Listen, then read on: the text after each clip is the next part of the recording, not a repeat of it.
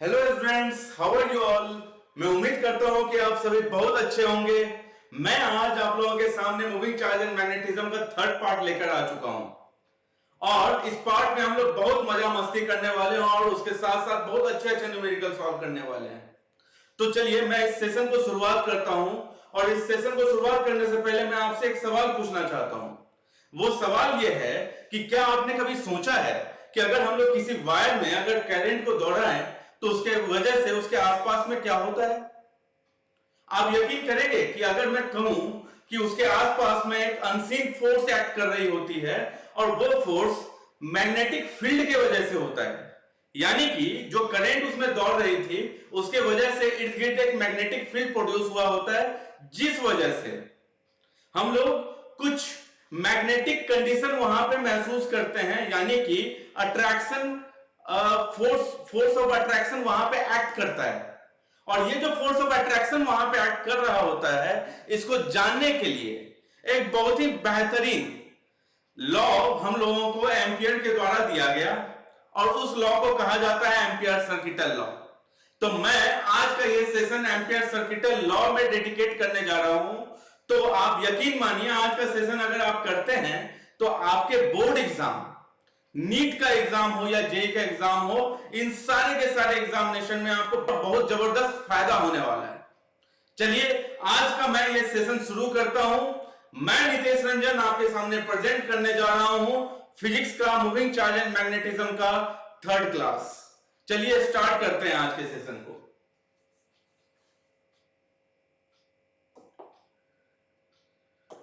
So students, हम लोग already बात कर चुके थे कि magnetic field due to current carrying elements क्या है, बायोट-सवार्ट लॉ के बारे में। और बायोट-सवार्ट लॉ के बारे में हम लोग क्या बात किए थे स्टूडेंट्स कि dB जो होता है वो mu naught upon 4 pi I dl cross r and upon r³ से रिप्रेजेंट किया जाता है। तो बायोट-सवार्ट लॉ क्या है, करंट कैरिंग वायर के वजह से डायरेक्शन कैसे निकालना, इन सभी पे हम लोगों का चर्चा हो चुका आज। और अगर आप लोग वो सेशन वो पार्ट नहीं देखे हैं तो प्लीज मेरा ये रिक्वेस्ट है कि अभी आप पॉज करें और इससे पहले का जो 2 वीडियो अपलोड हो चुका है उसे एक बार जरूर देखें ताकि आपको उसका फायदा मिल सके। चलिए आगे हम लोग बात किए कि magnetic field on the axis of circular loop and circular arc क्या होता है। तो हम लोग इस पे बात किए थे कि B is nothing but mu naught N I R square upon 2 into are square plus X square का होल 3/2 होता है। एंड ये x क्या है friends, so this x is the distance from the centre of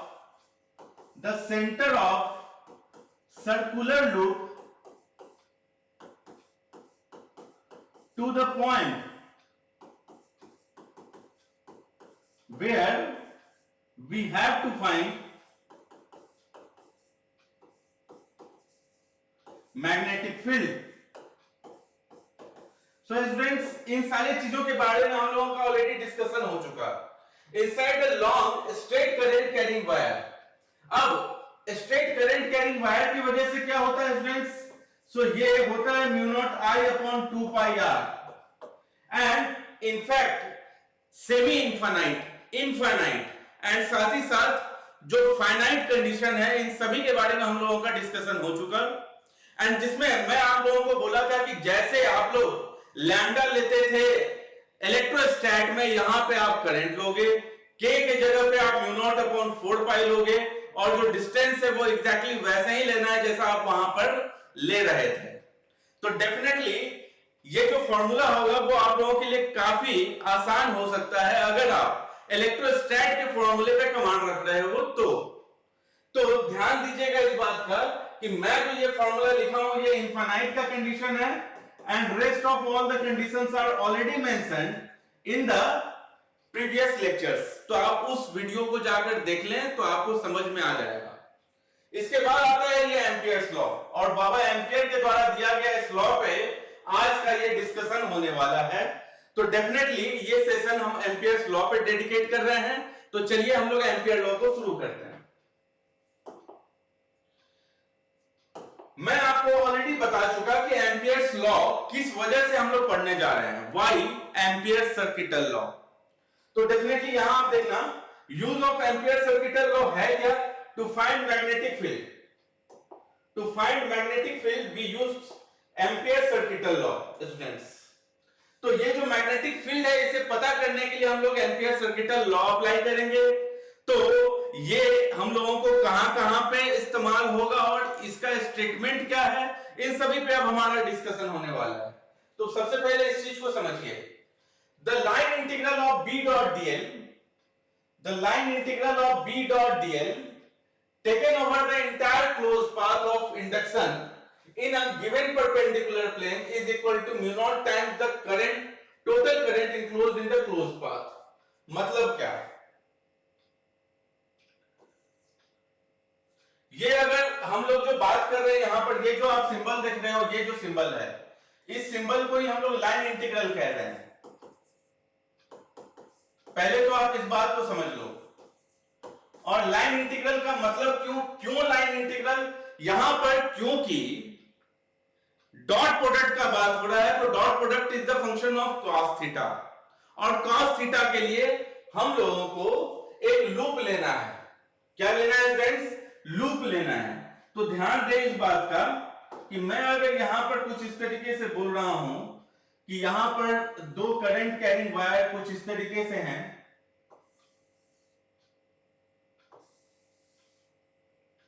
कुछ इस तरीके से हैं, जिसमें मैं नाम भी दे देता हूं, इसको मैं बोलता हूं ये I1 है, this is I3 and this one is I2।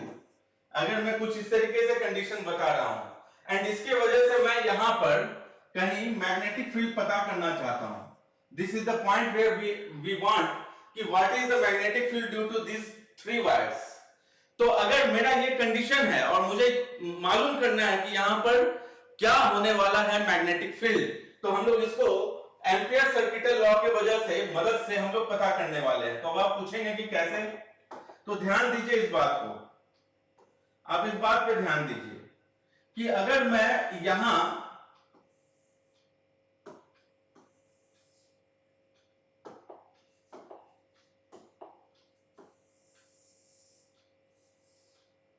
कुछ इस तरीके का लूप ले लेता हूं, जिस लूप में फायदा, इसका फायदा क्या होने वाला है वो हम लोग आगे के स्लाइड में बात करेंगे। लेकिन मैं अभी आपको यह बताना चाहता हूं कि taken over the entire closed path of induction, मतलब क्या कि अगर हम इस पॉइंट का बात करें तो इस पॉइंट का जो मैग्नेटिक फील्ड होगा इसके वजह से, और जो यहां पर का जो डीएल एलिमेंट होगा, डीएल एलिमेंट क्या होता है friends, very elementary part of any path. तो ये अगर सर्कुलर पाथ है तो इस सर्कुलर पाथ का जो एकदम छोटू सा पार्ट होगा उसे हम लोग डीएल एलिमेंट कह रहे हैं। तो इसका जो ये डीएल एलिमेंट होगा, ये डीएल एलिमेंट का डायरेक्शन क्या होता है फ्रेंड्स, याद होगा आप लोगों को फर्स्ट क्लास में बताया था कि जो करंट का डायरेक्शन होता है, दैट मतलब वो जो करंट का डायरेक्शन होता है वही आपको डिसाइड कराता है कि डीएल का डायरेक्शन क्या होगा। अब आप मुझे एक बात समझाओ, यहां पर तो मैं ये करंट जो लिखा है इसको आपको हटा दो दिमाग से, अभी आप मेरी बात को समझना। ये हमारा करंट है, तो डेफिनेटली ये जो हमारा मैग्नेटिक फील्ड है वो कुछ इस तरीके से बनने वाला है, लूप बनाने वाला है चारों तरफ, इजंट इट। सिमिलरली इसका भी कुछ लूप बनने वाला है, यस, एंड सिमिलरली इसका भी एक लूप बनने वाला है, और सभी का सभी एक सर्कुलर लूप है। तो मैं बोलता हूं कि जो डीएल है वो मैग्नेटिक फील्ड के डायरेक्शन में ले लो, तो यहां पर ये जो डीएल है वो भी इस डायरेक्शन में और मैग्नेटिक फील्ड भी इस डायरेक्शन में, डीएल भी इस डायरेक्शन में और मैग्नेटिक फील्ड भी इस डायरेक्शन में। मुझे पता करना है कि किसी भी आर्बिट्रेरी पॉइंट पर, आर्बिट्रेरी पॉइंट इस बार मैं इतना ज्यादा नहीं ले रहा क्योंकि मैं जो लूप लिया हूं ये बहुत छोटा सा है। तो मैं आप लोगों से ये कहना चाहता हूं कि अगर मैं यहां पर कहीं अपना एक मैग्नेटिक फील्ड पता करना चाहता हूं तो मैं क्या करूंगा, मैं इसका एक रेडियस ले लिया एंड इसके रेडियस के आधार पर मैं यहां पर डीएल और बी का बात करने जा रहा हूं स्टूडेंट्स। ध्यान दीजिएगा इस बात को कि मैं इस आर, इस डीएल और इस बी के वजह से यहां पर एक मैग्नेटिक फील्ड निकालना चाहता हूं, तो मैं लाइन इंटीग्रल किया। लाइन इंटीग्रल मतलब क्या, ये छोटू छोटू सा जो डीएल है, ये बहुत सारा डीएल जो क्लोज पाथ में है, इन सारे को अगर इंटीग्रेट किया जाए इस लूप के अंदर, तो वो mu naught times of current enclose inside it होता है। इसके अंदर जो तीन तीन करंट है, तो इन तीनों ही करंट के बारे में हम लोग चर्चा करेंगे, लेकिन जो हमारा पर्पस होगा वो क्या होगा, to find the magnetic field, to find the magnetic field. तो सबसे पहले स्टेटमेंट को आप समझ लो। स्टेटमेंट क्या कह रहा है कि the line integral of B dot dl taken over the entire close path of induction in a given perpendicular plane is equal to mu naught times the total current flowing inside that loop। तो हम लोग यहां पर बात करने वाले हैं कि ये जो हमारे पास लूप है, इसका डीएल एलिमेंट आप ले लो, डीएल एलिमेंट को इंटीग्रेट कर दो, कहां से कहां, from 0 point two the entire length. अगर ये सर्कुलर लूप है तो इसका एंटायर लेंथ कितना हो जाएगा स्टूडेंट्स, 2 पाई आर। आपको इन सारे चीजों पे ध्यान रखना है और इसके ही साथ हमें आगे के स्लाइड पे बढ़ना है। चलो अब हम लोग आगे के स्लाइड पे चले। ध्यान दो इस बात पे कि हाउ टू टेक प्लस आई और माइनस आई। तो मैं आप लोगों को सेम डायग्राम फिर से एक बार बना के दिखा रहा हूं। यहां ध्यान दें कि ये जो हमारे पास लूप है, इस लूप के अंदर ये करंट कुछ इस तरीके से बना है, लाइक दिस, और इसमें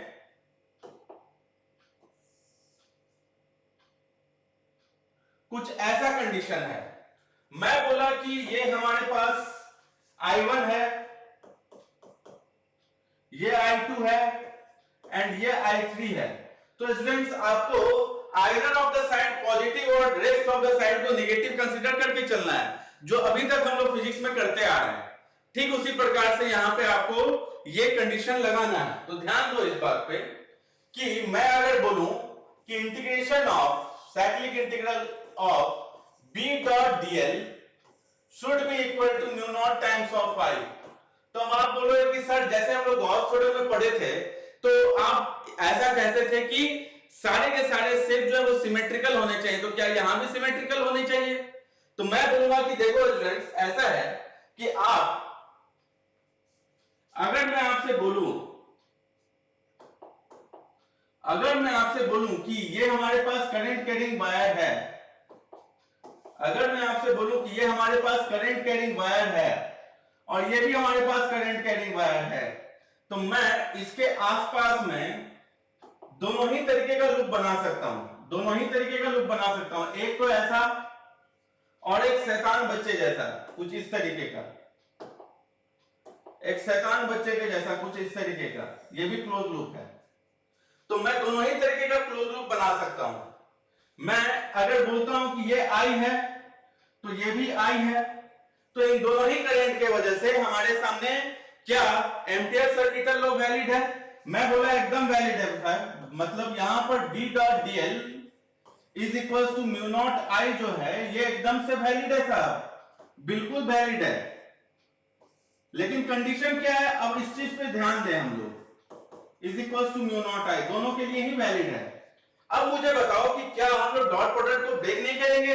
100% ब्रेक करेंगे। तो हम लोग यहां पे ब्रेक अगर करें तो क्या हम लोग यहां लिखेंगे कि B dl cos theta is equal to mu not times of I? Yes. तो आप मुझे एक बात समझाओ कि अगर ये करंट है तो इस करंट की वजह से जो यहां पर मैग्नेटिक फील्ड होगा वो भी कुछ कर्ल के फॉर्म में है, और क्या सेम डायरेक्शन में हमारा जो डीएल का जो पार्ट है वो भी हमारा कुछ उसी तरीके से एक्ट कर रहा है। मतलब डीएल भी कुछ इस तरीके से है और मैग्नेटिक फील्ड भी कुछ इस तरीके से है। तो दोनों के बीच में एंगल कितना बन रहा है स्टूडेंट्स? Theta is 0 degree. क्यों? क्योंकि B और डीएल दोनों के बीच का जो एंगल बन रहा है दैट इज 0 डिग्री। ऐसा क्यों सर? तो क्योंकि ये सर्कुलर है, तो सर्कुलर में किसी भी एक पॉइंट पे जब आप टेंजेंट बनाओगे तो that will be the direction of magnetic field. Yes. और उस पॉइंट का जो डीएल होगा वो क्योंकि उसी डायरेक्शन में हमारा कर्ल मूव कर रहा है, तो उसी डायरेक्शन में डीएल भी एक्ट कर रहा है। तो हमारा जो डीएल और बी दोनों का ही जो डायरेक्शन होगा that will be theta is equal to 0 degree. अब क्योंकि ये सर्कुलर लूप है तो थीटा हम लोगों को एकदम से क्लियरली विजिबल है कि इट इज 0 डिग्री। लेकिन अगर ऐसा सेट हुआ तो आप मुझे एक बात समझाओ कि BDL cos थीटा में क्या आप ये गारंटी दे सकते हो कि थीटा का वैल्यू हमेशा 0 डिग्री होगा?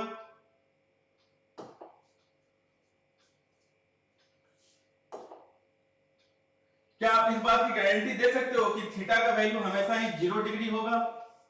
Definitely not. क्यों सर? इसलिए क्योंकि डेफिनेटली यहां पर हमारा B कुछ इस तरीके से टेंजेंट बन रहा है और DL कुछ इस तरीके से जा रहा है, दोनों के बीच में कुछ तो थीटा एंगल बनते हुए जा रहा है, तो डेफिनेटली यहां पर BDL cos थीटा का वैल्यू हमेशा ही थीटा 0 वैल्यू लेकर नहीं चल सकते। तो हमारे सामने ये जो कंडीशन है ये हमारा वैलिड तो है, लेकिन ये आपके क्वेश्चन, आपके न्यूमेरिकल को और कॉम्प्लिकेट बना देगा। तो क्या आप ऐसा करना चाहेंगे? बिल्कुल नहीं। तो ये जो पार्ट है इसको आप लोग हटा दें और हमेशा ही ट्राई करो कि सिमेट्रिकल कंडीशन लेकर चलें ताकि हमारा जो न्यूमेरिकल है वो आसान बने, टफ नहीं। अब ध्यान दो, is equals to mu not times of I है, तो I will be taken as I total. I total में आप लोग ये कंसीडर करके चलो कि आउटवर्ड मतलब अपसाइड जो होगा उसे अगर हम लोग पॉजिटिव लेंगे तो डाउनसाइड को हम लोग क्या लेंगे स्टूडेंट्स? डाउनसाइड को हम लोग नेगेटिव कंसीडर करेंगे। तो that way we can write it down as mu naught I1 plus I3 minus I2 and it will be integrated with B dot DL। I hope कि आप लोगों को ये बात समझ में आ गई होगी। पहला पॉइंट तो ये कि आपको ये किसी भी शेप में वैलिड है। Ampere's law is valid in both the condition. Ampere's law is valid in both the condition,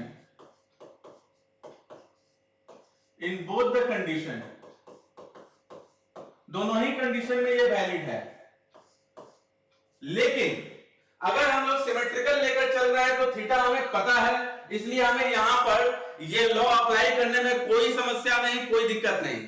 लेकिन इस पर्टिकुलर शेप में इसका जो थीटा है वो हर एक जगह पे वैरी कर रहा है, तो हमें ये पता कर पाना कि what will be the value of theta, it is very very difficult. इसीलिए हम लोग इस कंडीशन को अराइज होने नहीं देंगे और हम लोग सिमेट्रिकल कंडीशन को लेकर चलेंगे। माइंडेड? समझ में आ रही है आप लोगों को ये बात? Very good. तो आप लोग ये बात को समझ लो कि we are not going to consider this, we are not going to solve the numerical by this way। शैतान बच्चों वाली अलग अलग शेप लेके हम लोग न्यूमेरिकल सॉल्व नहीं करेंगे। सबक लेते हैं कि जब भी सॉल्व करेंगे तो हमारे सिमेट्रिकल शेप लेकर ही सॉल्व करेंगे, और इस तरीके से आपका जो कंडीशन है, क्वेश्चन जो है वो बनेगा, आसानी से बनेगा, बहुत प्यार तरीके से बनेगा। हम लोग उसको भी देखेंगे।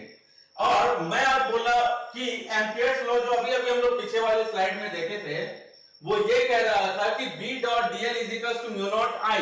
तो I क्या लेना है हमें? तो I लेना है हमें I टोटल, जिसमें अगर ऊपर वाले करंट को आप पॉजिटिव मान रहे हो तो नीचे वाले करंट को नेगेटिव मानोगे, and that way you are going to apply it in this way. B dot DL is equal to mu naught I1 plus I3 minus I2। I hope कि आप लोगों को ये बात समझ आ गई है। आप लोग जल्दी से इसका स्क्रीनशॉट लें और मैं आगे अब बढ़ता हूं। आई होप कि आप सारे लोग इस चीज को बहुत अच्छे तरीके से समझ गए हो और स्क्रीनशॉट भी ले चुके हो। चलो मैं अब इसके कुछ एक बारीकियों पे बात करता हूं, एंड मैं आप लोगों को अब यहां पर एक चीज बता दूं कि आप लोग उसको निश्चित रूप से मेंशन कर लेना। वो ये है कि ये जो जितने भी करंट हैं, ये टोटल के टोटल करंट जो है वो इनसाइड द लूप है। करंट्स इनसाइड द लूप, ये सारे के सारे जो करंट हैं ये करंट्स इनसाइड द लूप है। एंड यहां जो I2 है इसका डायरेक्शन ऐसा, I1 ऊपर, I3 ऊपर की तरफ है। तो मैं जो ये लूप बनाया उसके अंदर जितने भी करंट है वो सारे के सारे I1 plus I3 minus I2 है। First thing. सेकंड थिंग, जो मैग्नेटिक फील्ड यहां हमें पता चलेगा, it will be due to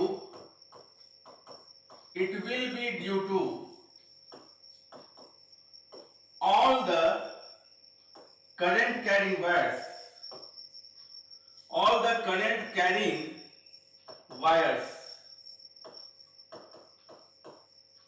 ये जो मैग्नेटिक फील्ड होगा it will be due to all the current carrying wires, मतलब I1, I2 और I3 तीनों के ही वजह से होगा यहां पर जो मैग्नेटिक फील्ड हम लोग पता करेंगे वो।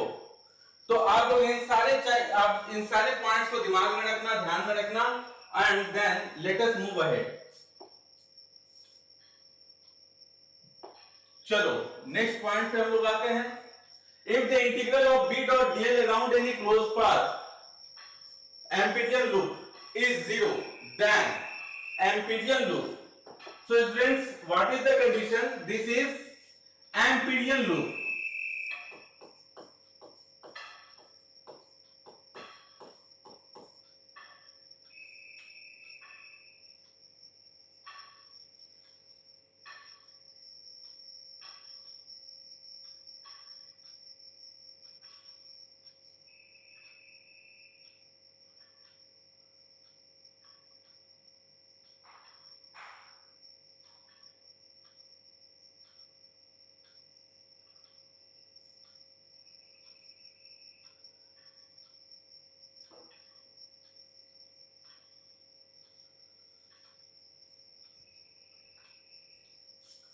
Amperian loop. तो अब मैं यहां पर आप लोगों से पूछना चाहता हूं कि आप लोगों को क्या लगता है इसमें क्या आंसर होना चाहिए। If the integral of B dot DL around any close path Amperian loop is 0, then the net current through the Amperian loop must be 0। B is equal to 0 in that region, ऐसा कोई जरूरी नहीं। Ampere's law does not hold good in this case, ऐसा भी नहीं है। The net charge must be 0, ये भी गलत है। ये हमारे सामने कंडीशन है जो मैं आप लोगों को बताया कि I1 plus I2 minus I3, जब प्लस भी है और माइनस भी है तो डेफिनेटली एक पॉसिबिलिटी निश्चित रूप से आ रहा है जहां पर वैल्यू 0 हो सकता है। आई होप कि आप मेरी बातों को समझ रहे हो। तो that way we can say कि first option is the correct option.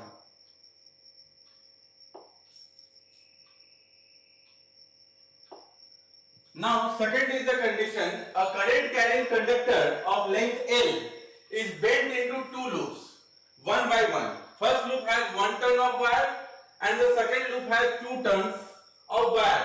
Compute the magnetic field at the center of the loop. तो आप ये बात मुझे समझा सकते हो क्या कि मैं बोला कि L है, जो लेंथ है वो हमारा L है, एंड फर्स्ट केस 1 का मैं बात कर रहा हूं। This is about case 1। मैं केस 1 का बात कर रहा हूं। मैं बोला कि a current carrying conductor of length L, ये करंट कैरिंग कंडक्टर का लेंथ L है और is bent into two loops one by one. First loop has one turn of wire and the second loop has two turns of wire.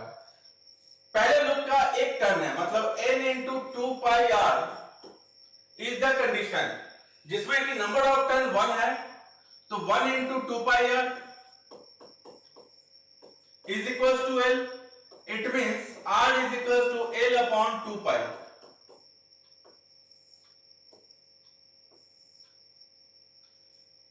Similarly, अगर मैं बात करूं case 2 का, तो आप इस बात को ध्यान देना। केस 2 what it says कि वन टर्न ऑफ, अच्छा सेकंड में आपको ये बोला जा रहा है कि सेकंड लूप है टू टर्न्स ऑफ वायर, मतलब 2 into 2 pi r dash is equals to L. It means 4 pi r dash is equals to L. It means r dash जो होगा वो क्या हो जाएगा, L upon 4 pi। आप ये बात तो बहुत भली भांति समझ पा रहे होंगे मैं क्या बोल रहा हूं। अब मुझे ये बात समझाओ, compare the magnetic field at the centre of the loops. मुझे एक बात समझा सकते हो आप लोग कि जो अगर हम लोग कोई भी सर्कुलर लूप ले रहे हो ऐसा, तो जो सेंटर पे बन रहा आपका मैग्नेटिक फील्ड होता है, ये मैग्नेटिक फील्ड का वैल्यू क्या होता है friends, B is equals to mu naught I into n upon 2r। I hope आप लोग ये बात समझ पा रहे होंगे। तो मैं अगर इसका बात करूं तो is equals to mu naught n का value 1 I upon 2 into r। r कितना है स्टूडेंट्स? l अपॉन 2 पाई। तो l अपॉन 2 पाई। सिमिलरली अगर मैं इसका बात करूं b डैश तो it will be mu naught I into 2 upon 2 into r कितना है स्टूडेंट्स? l अपॉन 4 पाई। l अपॉन 4 पाई 4 पाई। तो ये हमारे सामने b डैश निकल के आ गया। अब मैं यहां से 2 से 2 कैंसिल कर दिया। अब मुझे एक बात समझाओ जरा स्टूडेंट्स कि ये हमारा 2 से 2 कैंसिल हो गया। तो आपको ये बात क्लियरली समझ में आ रहा है क्या कि b डैश जो है it is nothing but 4 times of b। It is 4 times of b। And I hope कि आपको ये बात अच्छे तरीके से क्लियरली समझ में आ गई होगी कि इस तरीके से मैग्नेटिक फील्ड को हम लोग कंपेयर कर सकते हैं। आइदर आप लोग डिवाइड कर दो दोनों के मैग्नेटिक फील्ड को और या फिर आप कंपेयर कर लो। That is all upon you. ये सब तुच्चा मुच्चा सा सवाल है जो कि आप लोग बहुत अच्छे तरीके से कर सकते हो। आप लोग इस चीज को अपने दिमाग में रखना। इसी वे से हम लोग ऐसे क्वेश्चन को डील करेंगे। चलें अब आगे बढ़ते हैं हम लोग। Next point is application of Ampere circuital law. Application of Ampere circuital law में हम लोग बात करने वाले हैं कि एम्पियर्स लॉ तो हम लोग समझ गए, लेकिन एम्पियर्स लॉ को हम लोग अप्लाई कैसे करें। तो सबसे पहला केस हम लोग स्टार्ट करने जा रहे हैं स्ट्रेट वायर का, magnetic field due to straight wire. अब आप यहां पर ध्यान देना,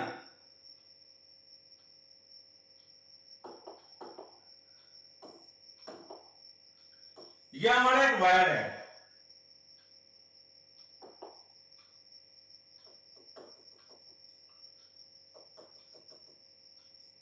एंड मैं आप लोगों को बोला कि एम्पियर्स लॉ क्या कहता है। According to Ampere's law what it says कि line integral of b dot dl is equal to mu not times of I enclosed. तो मैं बोला ये कि अब आप ये बात तो समझना, एक एक करके b के बारे में भी बात करें, dl के बारे में भी बात करें और I इनक्लोज के बारे में बात करें। तो सबसे पहले तो करंट फ्लो कराना पड़ेगा या नहीं, बताओ? करंट फ्लो करा देते हैं इसमें। यस। और मेरी इच्छा यह है कि मैं ये जो डिस्टेंस है r मैं यहां पे पता करना चाहता हूं। तो मैं एक लूप बनाया कुछ इस तरीके का, सर्कुलर था, क्यों? सिमेट्रिकल ले रहा हूं मैं से। अब मैं बोला ये कि यहां पर जो लाइन इंटीग्रल होगा इसमें हम लोग b dl का ही केवल बात करें, क्योंकि cos 0 इज इक्वल टू 1। 0 क्यों होगा इस पे ऑलरेडी हम लोग डिस्कशन कर चुके हैं। तो b dl का हम लोग बात कर रहे हैं is equal to mu naught into I enclose. I कितना है? I ही है, तो हम लोग I को यहां पर रहने दें। क्लियर है ये स्टूडेंट्स? Very good. सेकंड क्या होता है कि अगर हम लोग सिमेट्रिकल शेप लेते हैं तो b का आप लोग वैल्यू जानते हो। b का वैल्यू क्या होता है students? Mu naught I upon 2 pi r। Yes, अगर स्ट्रेट वायर है तो इसका mu naught I upon 2 pi r होता है। अब मुझे ये बात पता नहीं कि इसका जो मैग्नेटिक फील्ड है वो क्या है, लेकिन डिस्टेंस डिपेंडेंट तो होता है, ये बात आप समझ रहे हो। तो अब मुझे एक बात समझाओ जरा कि अगर डिस्टेंस डिपेंडेंट है और अगर सिमेट्रिकल शेप है तो चारों तरफ का डिस्टेंस सेम होगा। अब क्योंकि डिस्टेंस सेम होगा तो चारों तरफ जो मैग्नेटिक फील्ड होगी उसकी भी वैल्यू क्या होगी स्टूडेंट्स? सेम होगी। Isn't it? Very good. तो इस चीज के आधार पे हम लोग ये बेनिफिट ले सकते हैं कि हम लोग मैग्नेटिक फील्ड को कांस्टेंट कंसीडर करें और उसे बाहर निकाल दें एंड अंदर में केवल dl हो is equal to mu not times of I enclosed. अब ये जो dl है वो कहां से कहां हम लोग मूव कराएंगे, तो dl will be moving from 0 to 2 pi r। It is 0 to 2 pi r। So students, आप लोगों को ये बात समझ आ रही है क्या कि ये b into 2 pi r is equal to mu naught I है। तो मेरा जो मैग्नेटिक फील्ड निकल के आया यहाँ पे वो क्या आ जाएगा? b will be equals to mu naught I upon 2 pi r। So students, you need to consider this as a very important case and इस तरीके से आप लोगों को क्वेश्चन को डील करना है, इस तरीके से आप लोगों को क्वेश्चन को डील करना है to find out the magnetic field. So this is application number 1 which I am covering it. Clear?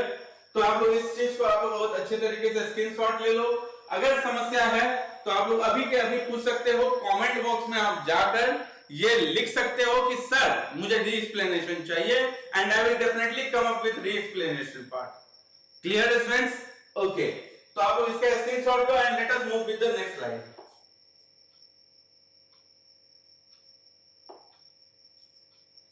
So let us come up with thin hollow cylinder. Thin hollow cylinder में क्या है friends, ध्यान दीजिए इस बात पे कि हम लोग यहां एक ऐसा thin hollow cylinder बना रहे हैं कुछ इस तरीके का.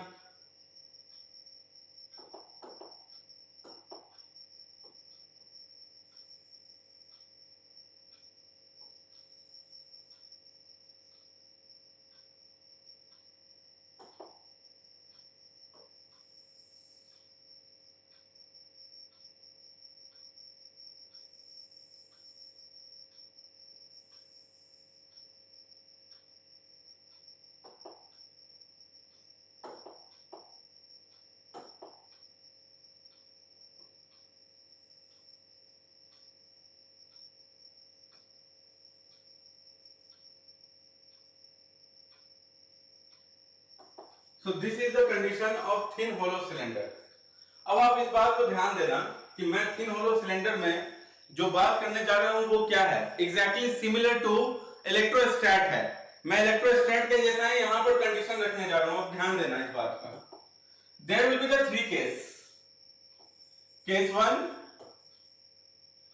case 2 and case 3.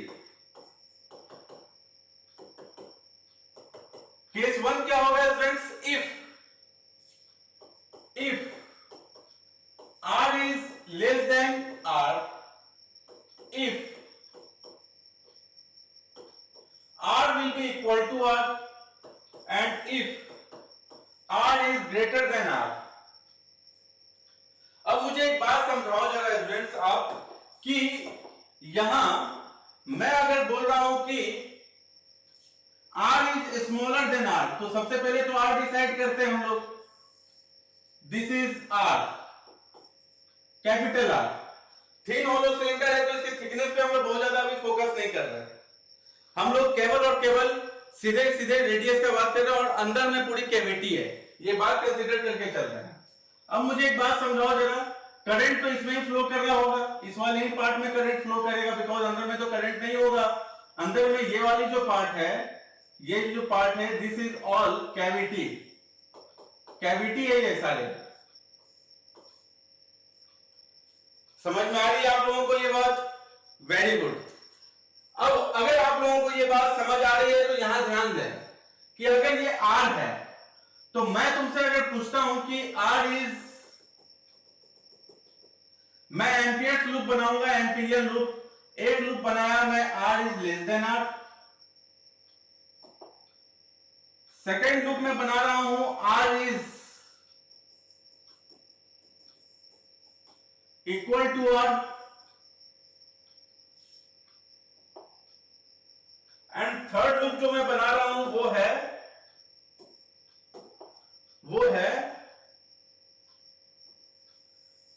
R is greater than R.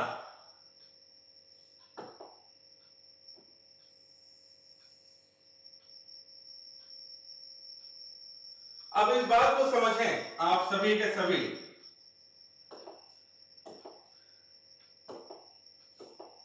मैं बोल रहा हूं कि ये हमारा केस 1 है,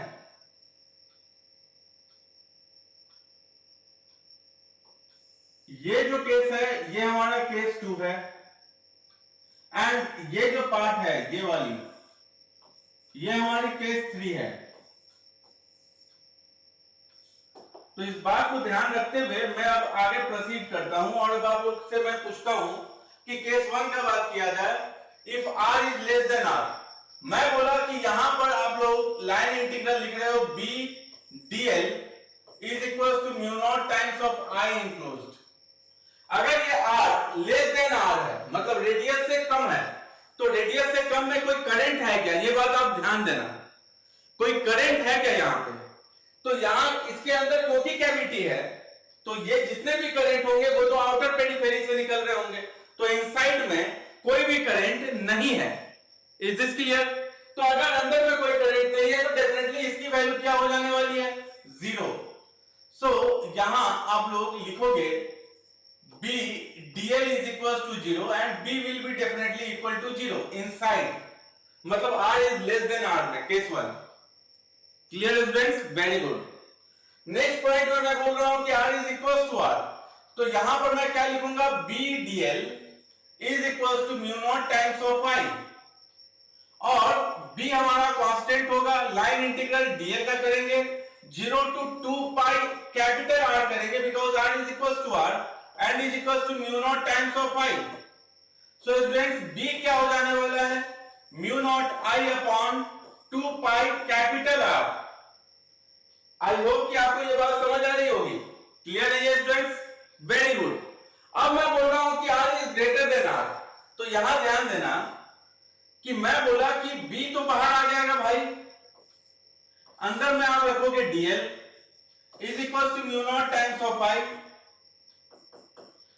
B, एंड यहां आप लोग जो रख रहे हो 0 से 2 पाई स्मॉल r रख रहे हो, क्यों? बिकॉज अब ये ग्रेटर देन r है, तो r will not be equal to small r, तो हम लोग यहां पर ध्यान दें, ये हमारा हो जाने वाला है 2 pi small r is equal to mu naught i, and that way we can write b is equal to mu naught i upon 2 pi small r। So this is the case number 3। इन सारे cases को आप लोग ध्यान से देखो, तो क्या आप लोगों को ये बात समझ आ रही है कि मैग्नेटिक फील्ड का अगर हम लोग ग्राफ बनाए डिस्टेंस के साथ, मैग्नेटिक फील्ड का अगर ग्राफ बनाए हम डिस्टेंस के साथ, तो जब तक रेडियस नहीं है तब तक कोई भी हमारे पास मैग्नेटिक फील्ड नहीं है, लेकिन जैसे ही रेडियस आता है, means this point is r is equal to capital R, ये पॉइंट जैसे ही आता है वहां से ये इनवर्सली प्रोपोर्शनल है, मतलब ये हाइपरबोलिक ग्राफ का नेचर शो करता है। आई होप कि आप लोगों को ये बात समझ आ रही होगी। तो डेफिनेटली ये सारे के सारे कंडीशन आप लोग अपने दिमाग में रखो, एंड इस पार्ट को आप लोग जल्दी से स्क्रीनशॉट ले लो। आई होप कि आप लोगों ने स्क्रीनशॉट ले लिया होगा। चलिए अब हम लोग आगे बढ़ते हैं।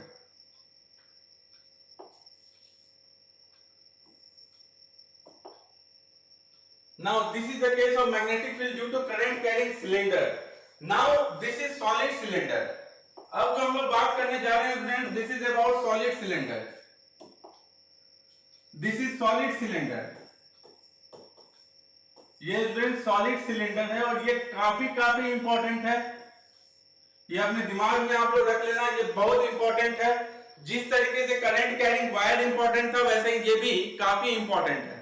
तो आप लोग इस चीज पे बहुत अच्छे तरीके से फोकस करो, and let us come to the point here. मैं कुछ उसी तरीके से यहां पर भी बात करने वाला हूं। मैं यहां पर भी एम्पियर्स लूप बनाने वाला हूं। एक तो इनसाइड में कुछ इस तरीके का,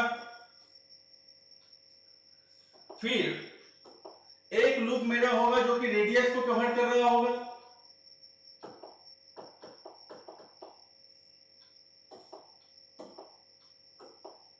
एक लूप होगा जो कि रेडियस को कवर कर रहा होगा स्टूडेंट्स, लाइक दिस,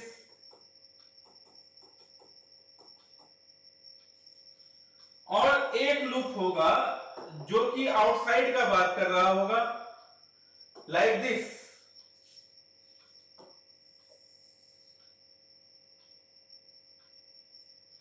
मैं बोला कि स्काई कलर से जो मैंने लूप बनाया है, ये लूप को मैं नाम दे रहा हूं loop number 1, this is loop number 2 and this is loop number 3। 3 cases बनेंगे, आप लोगों को ये बात समझ आ रही होगी। Case 1, case 2 and case 3। So student, हम लोगों को केस 1 में क्या लिखना है? मैं अगर बात करूं r is greater than r का, यहां पर लिखता हूं इक्वल्स टू आर का यहां पर लिखता हूं and R is smaller than R का। इस बार ये बहुत जबरदस्त तमाशा करने वाला है। तो हम लोग इस तमाशे के लिए रेडी रहें। चलो अब स्टार्ट करते हैं हम लोग केस नंबर 1 से। यहां ध्यान देना केस 1 से, R is greater than R, R is greater than R। तो आपको ये बात तो समझ आ रही होगी कि करंट जो है वो इसमें से ही फ्लो कर रहा है। तो क्योंकि करंट इसमें से ही फ्लो कर रहा है और इसका रेडियस हम लोग मान रहे हैं, इसका रेडियस हम लोग मान रहे हैं, इसका रेडियस है हमारा कैपिटल R। तो मैं बोल रहा हूं ये कि आप लोग इस बात को ध्यान देना, इस बात को ध्यान देना कि अगर मैं बात कर रहा हूं थर्ड नंबर लूप का, the loop in which it is telling that R is greater than R का बात कर रहा हूं, तो जितने भी करंट हो गए वो सारे के सारे तो इस लूप के अंदर ही आ गए, इनसाइड आ गए। तो मैं यहां पे अप्लाई करूंगा एम्पियर्स लॉ। एम्पियर्स लॉ जैसे ही अप्लाई किया तो B dl is equals to mu not times of I। Yes sir.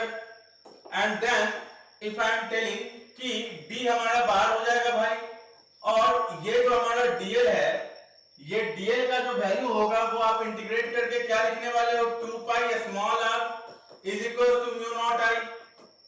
तो B will be equal to mu naught I upon 2 pi small r। Very good, समझ में आ गया आप सभी को? अगर समझ में आ गया तो थम्स अप कमेंट बॉक्स में जरूर डालो ताकि मैं आगे के लिए मोटिवेट हो जाऊं। हालांकि मोटिवेट तो हुई मैं, लेकिन आपके थम्स अप से एक नया जोश आ जाएगा। सो डेफिनेटली आप थम्स अप करो एंड लाइक करो वीडियो को। चलो हम लोग आगे बढ़े। अगर हम लोग R is equal to R का बात कर रहे हैं फ्रेंड्स, तो हम लोग क्या करेंगे, यहां ध्यान दो। मैं बोला कि यहां पर ये जो लूप है ये B dl is equal to mu naught I है, तो मैं B तो लिखा एंड यहां हम लोग लिख देंगे 2 pi capital R is equal to mu naught I। So definitely आप लोग ये बात समझ पा रहे होंगे, तो B हमारा जो निकल के आएगा it will be mu naught I upon 2 pi capital R। I hope ये बात आप लोगों को समझ में आ रही होगी।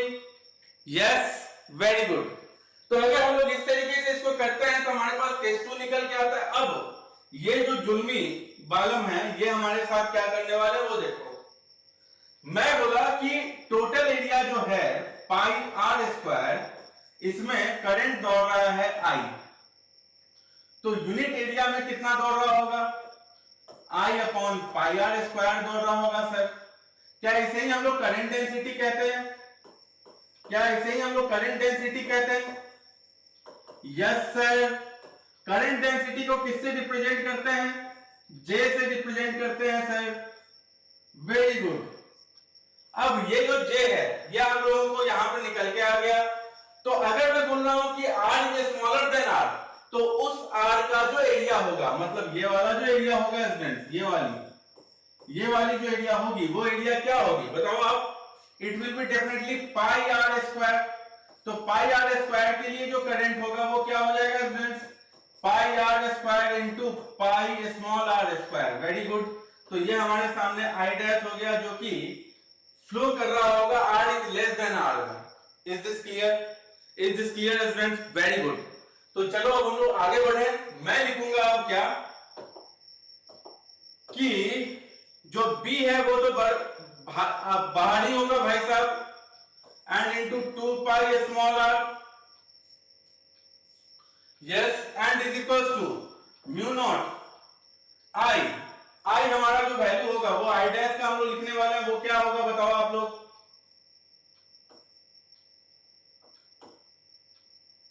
It will be definitely I into a small r square upon capital R square। Yes, very good। अब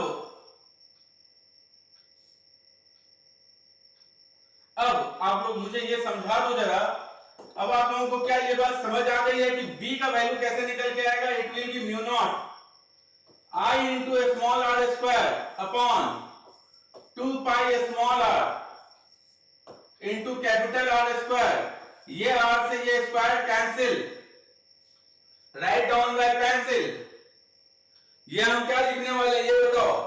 I upon pi R square. तो ये हमारा क्या हो जाने वाला है? Mu naught I into R upon 2 pi R square. Yes, very good. और एक और बात बताओ कि क्या हम लोग इसको लिख सकते हैं mu naught J R by 2। Yes, very good, very good. Magnetic field क्योंकि वेक्टर क्वांटिटी है, जे भी वेक्टर है, आर भी वेक्टर है, तो अगर दोनों का मल्टीप्लिकेशन हो के वेक्टर ही मिल रहा है तो वेक्टर प्रोडक्ट है। तो डेफिनेटली हम लोग लिख सकते हैं magnetic field is equal to mu naught J cross R upon 2। ये अगेन आप लोगों को एक बहुत ही वाइटल रिलेशन है जो आप लोगों के बहुत काम आने वाला है। तो मैं आपको बोल रहा हूं कि ये बात ध्यान रखना, एक ये इसके आधार पे हम लोग क्वेश्चंस बनाएंगे। लेकिन फिलहाल हम लोग ग्राफ का बात करें तो ये हमारे सामने ग्राफ है। मुझे बताओ ये स्टूडेंट कि ये अगर हमारे पास मैग्नेटिक फील्ड है और ये हमारा अगर डिस्टेंस है r, तो इस बार रेडियस तक, मतलब ये रेडियस आने तक का जो कंडीशन है क्या हाइपरबोलिक है? याद ध्यान देना, आर्क से डिपेंडेंसी का बात कर रहा हूं मैं, ये स्मॉल आर से डिपेंडेंसी का बात कर रहा हूं। तो b directly proportional to r। यस, तो b directly proportional to r, तो r is equal to r तक के केस में हमारे पास ये एक स्ट्रेट लाइन हो जाएगा linear, because it is directly proportional to r।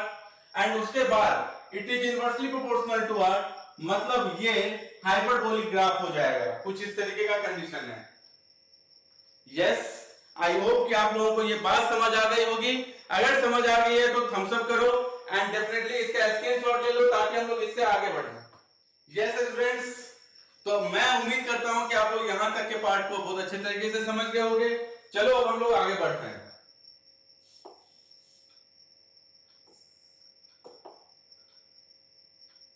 Now magnetic field due to current carrying hollow cylinder. अब हम लोग magnetic field due to current carrying hollow cylinder का बात करते हैं। चलो जल्दी जल्दी में इसे भी कवर कर ले। ये रहा हमारा एक सिलेंडर,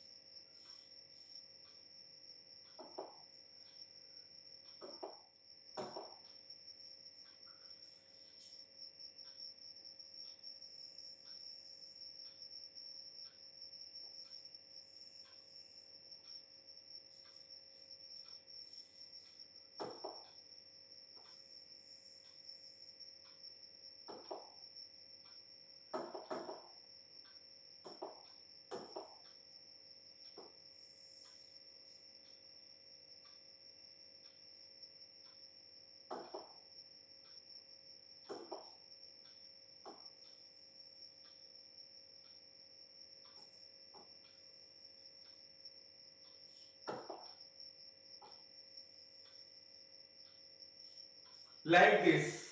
ये हमारा एक होलो सिलेंडर है। अब मैं तुम लोगों से ये बोलता हूं कि ये जो हमारा पार्ट है इसका डिस्टेंस है a और बाहर वाले का जो रेडियस है वो हमारा है b। अब कुछ ऐसा कंडीशन आ गया जिसमें हम लोग थिकनेस भी कंसीडर करने वाले हैं। ध्यान रखें इस बात को कि अगर मैं लास्ट पॉइंट का बात करूं, लास्ट टू लास्ट का, तो उसमें हम लोग थिकनेस कंसीडर नहीं कर रहे थे। अब हम लोग इस केस में थिकनेस भी कंसीडर करेंगे। अब मुझे एक बात समझाओ जरा कि ये होलो है और थिकनेस अगर है तो करंट अगर फ्लो करेगा तो केवल और केवल थिकनेस में फ्लो कर रहा होगा, राइट और रॉन्ग? Yes, right. अगर ये पूरा का पूरा जो करंट फ्लो कर रहा होगा वो थिकनेस में फ्लो कर रहा होगा तो थिकनेस के अंदर का जो पार्ट होगा वो हॉलो होगा डेफिनेटली। तो उसके अंदर जो करंट होगा वो क्या होगा? जीरो। क्या हो जाएगा स्टूडेंट्स? जीरो। अब क्योंकि उसके अंदर का करंट जीरो है तो हमारे पास फिर से वही तीन case, case 1, case 2 and case 3. What is there in case 1? ध्यान दें, मैं बोला कि R is smaller then A, R is smaller then A. Case 2, R is equal to B and R is less than B but greater than A. ये हमारे पास तीन condition निकल के आ रहा है. मैं इन तीन कंडीशंस पे अब बात करने वाला हूं. क्लियर? चलो मैं अब यहां पे स्टार्ट करता हूं. R is less than A. तो आप एम्पियर्स लॉ अगर लगाते हो तो B dl is equals to mu naught times of I. Very good. B हमारा बाहर है, इनसाइड अगर हम dl ले ले, करंट हमारा है नहीं, तो B हमारा जो निकल के आएगा वो क्या आ जाएगा स्टूडेंट्स? 0. Very good. चलो हम आगे का बात करें. मैं बोला कि अब इस वाले केस में क्या हो जाएगा students? B dl is equals to mu naught times of I and dl, B हमारा बाहर है, dl हमारा हो जाएगा 2 pi r, या फिर आप लोग ये कह लो R is equals to B, तो मैं कह लेता हूं कि 2 pi B is equals to mu naught times of I. Is this clear? तो मैं ये कह सकता हूं क्या कि B is equals to mu naught I upon 2 pi B. I hope आप सभी को ये बात समझ आ गई होगी. एंड फिर से वही लफड़ा आने वाला है यहां पर. अब ध्यान देना इस चीज को. मैं बोल रहा हूं ये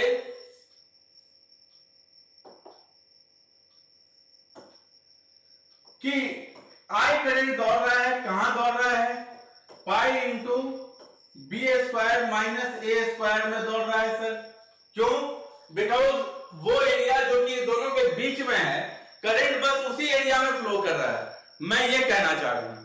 अगर ऐसा है तो मुझे ये समझाओ कि क्या यूनिटरी एरिया में हमारे पास जो करंट होगा वो क्या हो जाएगा?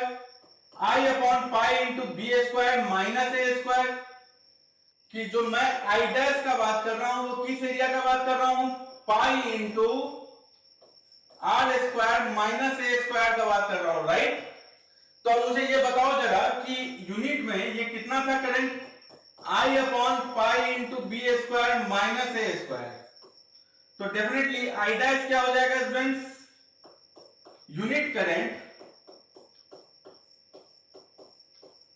में आप लोग ये एरिया मल्टीप्लाई कर दो, pi into are square minus A square. Pi से ये पाई कैंसिल हो गया, तो it becomes I into are square minus A square by B square minus A square. So this is nothing but I inside, I inside the loop. Is this clear? I hope कि आपको ये बात समझ आ गई होगी. अब इस चीज को आप लोग पुट कर दो यहां पे, तो डेफिनेटली हमारे सामने कंडीशन क्या बन जाएगा? B dl is equal to mu naught I enclosed, मतलब I inside. Mu naught I inside क्या हो जाएगा ये बताओ? It will be I into are square minus A square by B square minus A square. I hope कि आप लोगों को ये बात समझ आ गई होगी.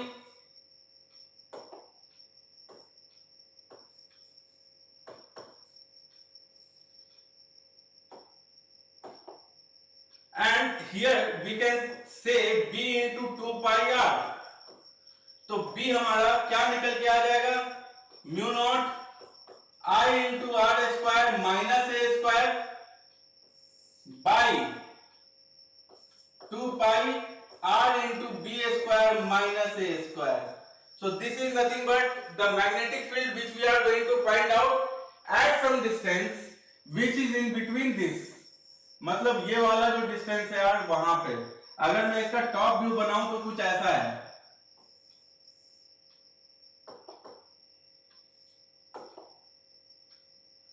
अगर मैं इसका टॉप व्यू बनाऊं तो कुछ इस तरीके का है. ध्यान दो. इसका टॉप व्यू कुछ ऐसा है।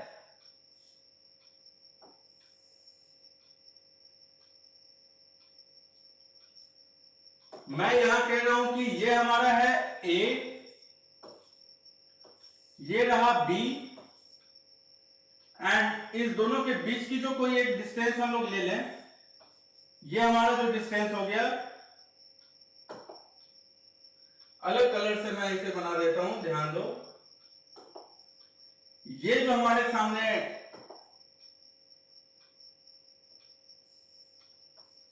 डिस्टेंस है, this will be considered as R. तो मैं आर पे अगर बात करने जा रहा हूं तो case 3 is all about this R distance. तो मैं समझता हूं कि आप लोगों को ये बात समझ आ गई होगी। इस चीज को आप लोग बहुत अच्छे से दिमाग में रखो, एंड इसी के साथ अब हम लोग आगे बढ़ते हैं और कुछ सवालों को भी डील करते हैं। चलो आते हैं हम लोग इस सवाल पे। यहां बोला जा रहा है कि an infinitely long hollow conducting cylinder with inner radius r by 2, 1 second,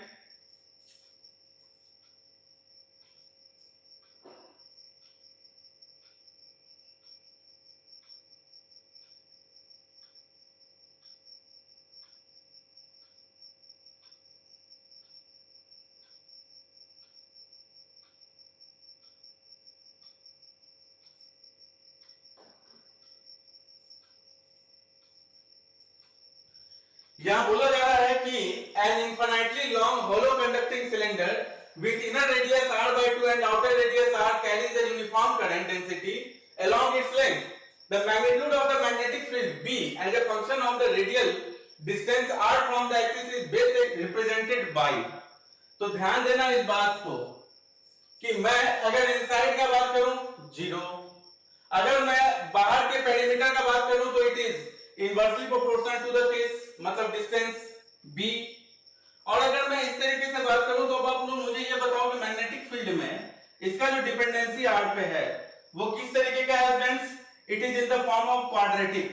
तो इनसाइड में क्वाड्रेटिक एंड बाहर में हाइपरबोलिक, ये हमारे सामने कंडीशन है। तो डेफिनेटली आप लोग इस बात को समझ लेना, ये तो गलत हो जाएगा, ये भी गलत है, ये लीनियर वेरिएशन शो कर रहा है, ये गलत है। तो पहले तो यहां से लेके यहां तक 0 का बात तो एकदम क्लियर है, 0 तक एकदम सही है, तो ये तो कंप्लीटली ही गलत है। ये और ये फिर भी थोड़ा बहुत तो सेंस दे रहा है, लेकिन ये 100% करेक्ट है because this one is representing quadratic condition और ये जो पार्ट है ये हमारा हाइपरबोलिक कंडीशन को रिप्रेजेंट कर रहा है। तो आप लोग इस बात को ध्यान में रखते हुए इस ऑप्शन को करेक्ट कर सकते हो। ये क्वेश्चन पूछा गया है जेईई 2012 में। आप लोग इस क्वेश्चन को बहुत अच्छे तरीके से दिमाग में रखो ताकि अगर ऐसे क्वेश्चन आए तो आप लोग इसको डील कर सको। Next is the question here,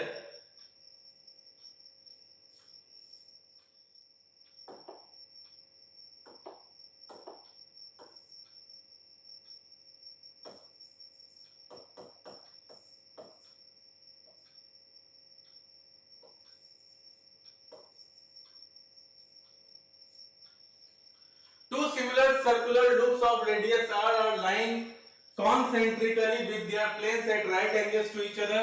The currents flowing in them are I and I root 3 respectively.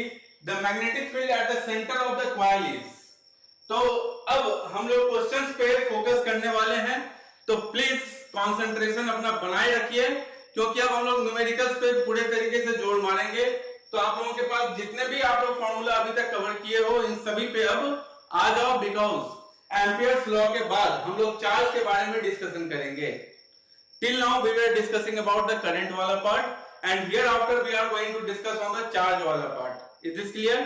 तो आप लोग यहां पे आ जाओ, इस क्वेश्चन पे थोड़ा सा फोकस करो और बताओ कि इसका आंसर क्या होगा।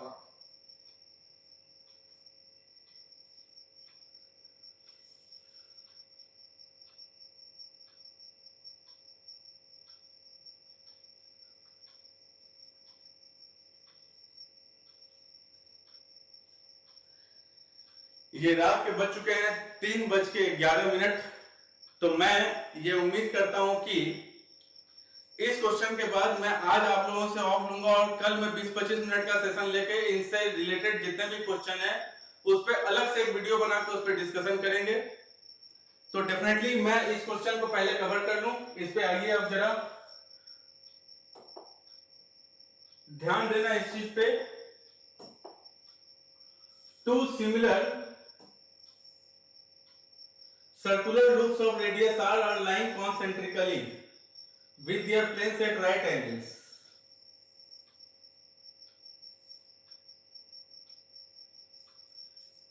Like this.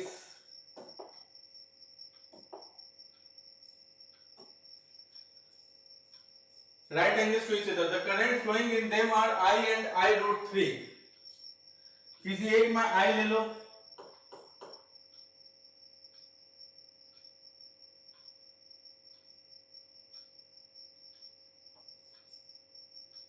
इसमें I root 3 ले लो। The current flowing in them, हाँ, the magnetic field at the center of the coil is very good। अब इसकी वजह से सेंटर पे जो मैग्नेटिक फील्ड होगा वो ऊपर की ओर है। मैं आप लोगों को करंट का ये मैग्नेटिक फील्ड का डायरेक्शन के लिए क्या बताया था? Thumb along the direction of current and जहां पे मैग्नेटिक फील्ड पता करना है उधर पाम आप ओपन करो। तो यहां पे अगर मैं सेंटर पे बात कर रहा हूं, पाम ओपन किया तो यहां पे मैग्नेटिक फील्ड ऊपर की ओर। फिर ये नीचे आ रहा है, मैं सेंटर की तरफ बात करूं तो मैग्नेटिक फील्ड कुछ इस तरफ। तो अब आप लोग मुझे ये बात बताओ, यहां पर जो मैग्नेटिक फील्ड होगा वो इसके वजह से है। ये अगर फर्स्ट नंबर है, ये अगर सेकंड नंबर है तो this is magnetic field due to second number, और ये magnetic field due to first number है। अब क्योंकि मैग्नेटिक फील्ड एक वेक्टर क्वांटिटी है, तो दो वेक्टर क्वांटिटी यदि 90 डिग्री पे हो तो रिजल्टेंट क्या होता है students? Root under A square plus B square. तो मैं यहां लिखता हूं b1 will be equal to mu naught I root 3i by 2r and b2 will be equal to mu naught I by 2r। तो b1 is nothing but root 3 times of b2। तो मैं बोलता हूं यहां पर b net क्या हो जाएगा students? It will be nothing but root under b2 square plus root 3 b2 square का स्क्वायर, मतलब रूट 3 b2 का स्क्वायर। तो it will be like this. तो 4b2 स्क्वायर तो 2b2, it is 2 into mu naught I upon b2 का value है 2r, तो 2 से 2 कैंसिल, तो it will be mu naught I upon r, mu naught I upon r। So this is mu naught I upon r is the right option, correct option. मैं उम्मीद करता हूं कि आप लोगों को ये सवाल समझ में आ गया होगा। ऐसे हमारे पास 50 से भी ऊपर स्लाइड हैं जिसपे हमारा क्वेश्चन का डिस्कशन अभी होना है। तो मैं उम्मीद करता हूं कि आप लोग ये बात समझ रहे होंगे, ये पार्ट आप लोगों को समझ में आ गया होगा। एंड डायरेक्टली मैं आप लोगों को ये बता दूं कि इसके ऊपर कुछ एक सवाल आप लोगों को मैं होमवर्क के फॉर्म में दे रहा हूं। ये आप लोग निश्चित रूप से अपने दिमाग में बनाओगे। ये क्वेश्चन आपका होमवर्क है, ये भी होमवर्क है और ये भी होमवर्क है। मैं लिख दे रहा हूं यहां पर, दिस इज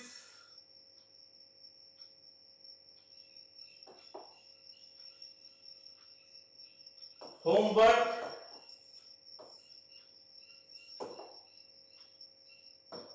ये रहा आपका होमवर्क।